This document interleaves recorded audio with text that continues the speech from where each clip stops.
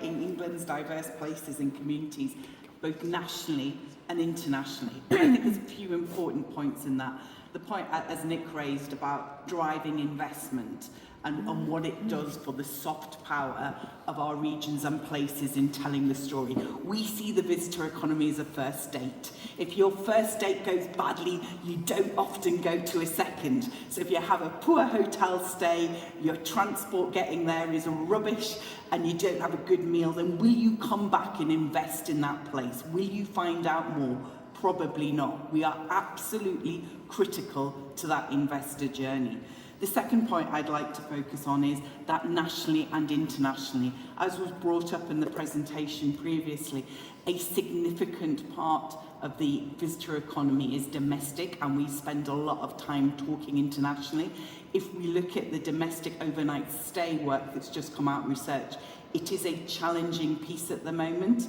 And we really need to keep and drive. And there is a significant opportunity with volatility globally to actually make sure that we capture more of our balance of trade and get more people holiday in the UK in all parts.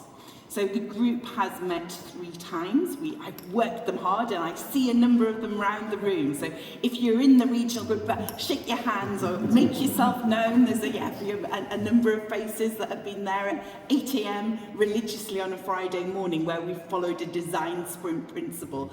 So we started by looking at the remit of the group and whether we had any gaps in involvement, and we've got a fantastic group which has got coasts in it, rural in it, mayoral authorities, local authorities, LVEPs, industry, cruise, caravans. We've got UK inbound, we've got Visit Britain, we've got events business, we've got events cultural and sporting, and B&Bs and more. So it is a smorgasbord of the visitor economy activity, and they have all brought energy to this. Our 3 meetings, as I say, have followed a design sprint principle. So we started with the remit and debating what is our problem question, how and have we got the right people in the room. We then looked at an idea generation piece and looked at the work that had been done previously, because our job here is not to repeat what's already happened. And then looked at a prioritisation exercise and a synthesis exercise. So we've got to the point where we've done an initial sweep. Today we're going to open that diamond back up again and go back out and try and refine those ideas further. Because what we want, what the group felt very, very strongly about, was that we wanted things where we could make a difference now.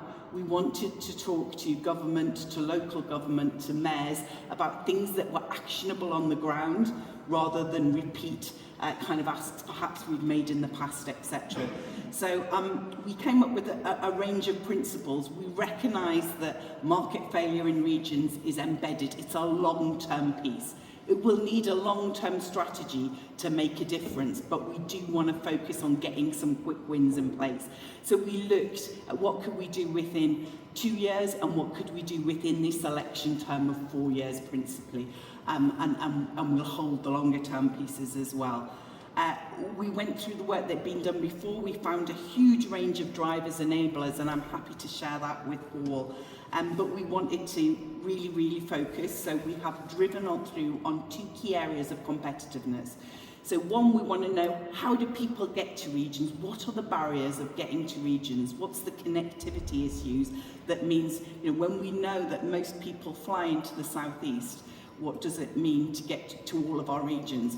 How do people do that last mile piece as well for domestic travel, etc.? Looking at car usage dropping in younger generations, how do we make sure we're fit for the future? The second piece that we looked at was around the awareness and perceptions of regions. Why would somebody come and holiday in a region? We want to understand that.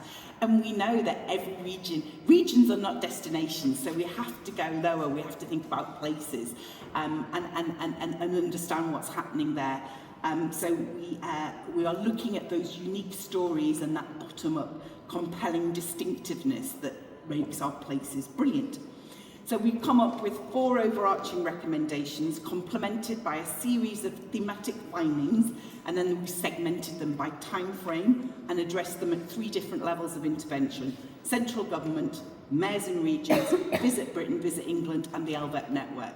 So our overarching recommendations I recall that the Visitor Economy Strategy 2025 is accompanied by a Visitor Economy Spatial Plan that focuses on the unique opportunities of England's places.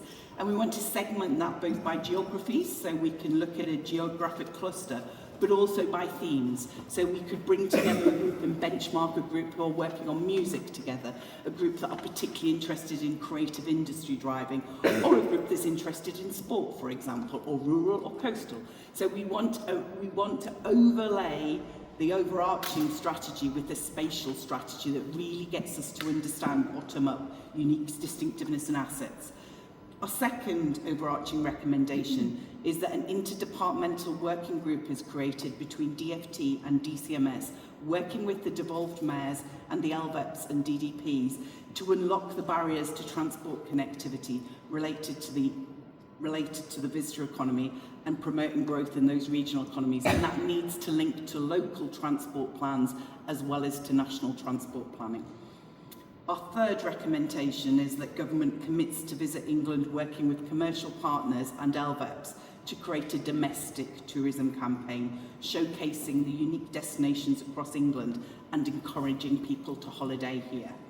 And our fourth piece is that government commits to supercharging and showcasing our industrial strategy and local growth plan strengths by identifying those key business events activity which relate to the missions that they've put forward in the industrial strategy, and then working with relevant regions as identified by the local growth plans rather than through competitive bid to secure those events and happen in relevant regions.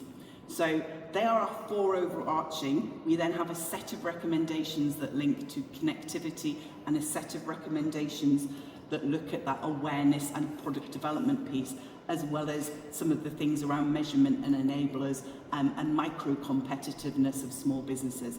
But really happy to take questions, and thank you to my wonderful group for their participation so far.